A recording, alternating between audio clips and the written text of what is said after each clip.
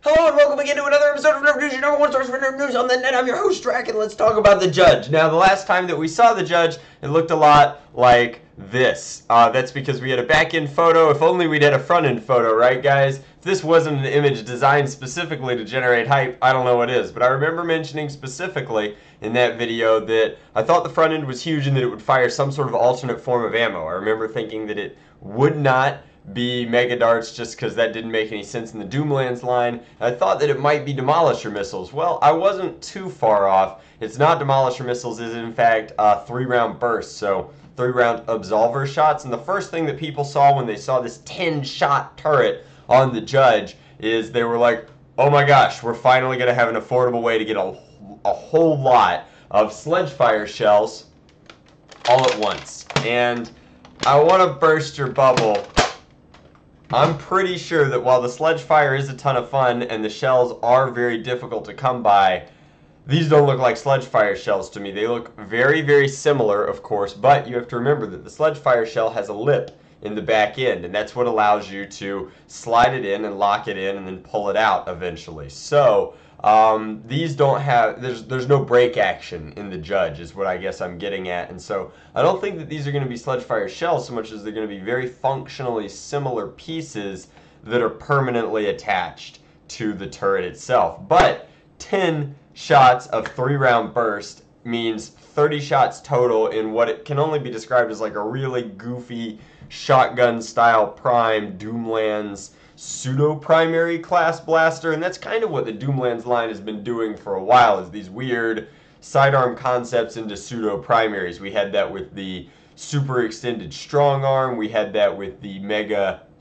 barrel hammer shot, like etc. and so forth. So like they kept getting weirder, and then we also had, I don't know, so like just a few different things, but it's cool. Now it becomes less cool when we have to appreciate that it is expensive. It's going to retail for 60 United States dollars. And while I'm super stoked to play with it at Toy Fair and just unload it, particularly in an arena where I don't have to be the guy who reloads it, I think that this would be a ton of fun. But 60 United States dollars is a lot of money for something that I don't know how incredibly practical it'll be. Now, I am open to the possibility of being wrong. I did not think that the rough cut would be nearly as war practical as the rough cut wound up being. The rough cut is currently one of the best loaner primaries we have in the SE&C. It's pretty good. It front loads, so you can load it off the field or out of a pouch. Both excellent options for kind of on-the-play nerfing, and it has an option to fire a lot of darts at once in a reasonable spread.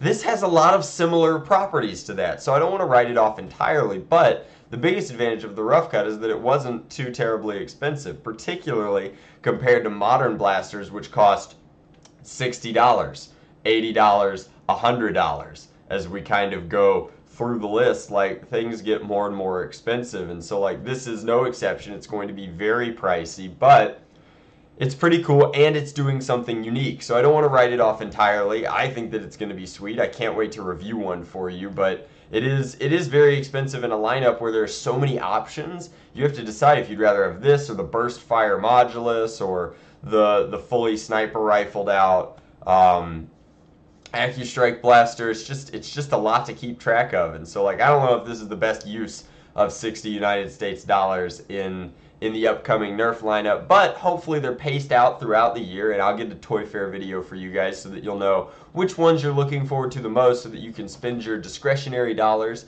as you see fit. But I think that the judge will be fun. I actually think that it will be decent in HVZ as like a starter blaster, if you know what I mean. Like not a as the game goes on blaster, but for those first couple of 2-3 days when you're just goofing around and the horde's numbers are small, I think that this is a really great way to go casual, so to speak. It doesn't hold a ton of shots, but 10 shots where you only realistically need 1, maybe 2 shots for a zombie is fine. Like this'll be a ton of fun.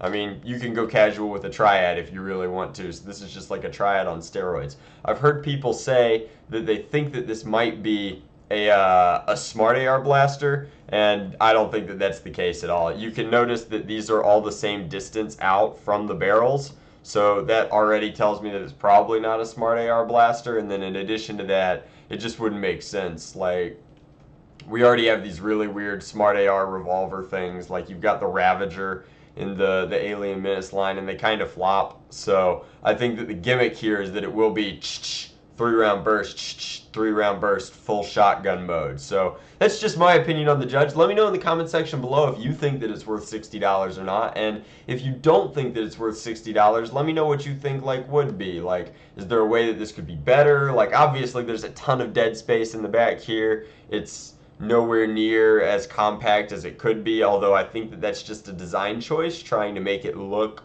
more organic with this huge turret up at the front. And these could be closer together, and we could have narrowed it down a little bit, but I think that part of the appeal is that it's like comically large.